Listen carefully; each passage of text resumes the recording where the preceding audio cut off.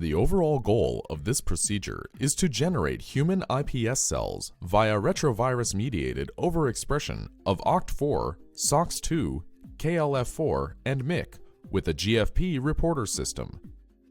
This is accomplished by first adding the appropriate amount of individual GFP-expressing retrovirus.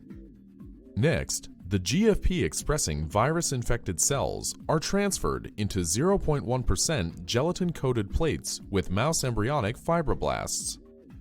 The third step of the procedure is to replace the medium with human embryonic stem cell culture medium. Finally, GFP-silenced iPS colonies that show a similar morphology to human embryonic stem cells are isolated. Ultimately, the results show the expression of endogenous pluripotent markers through immunofluorescence staining and RT-qPCR.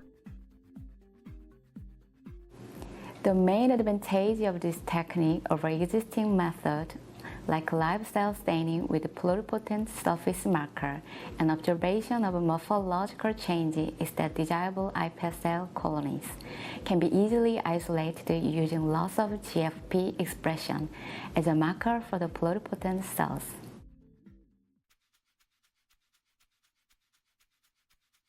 To begin, culture human fibroblasts in fibroblast medium.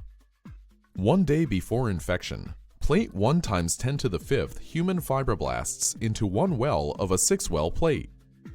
The next day, aspirate the medium to remove dead cells and add 2 milliliters of fresh fibroblast medium with 5 micrograms per milliliter of protamine sulfate.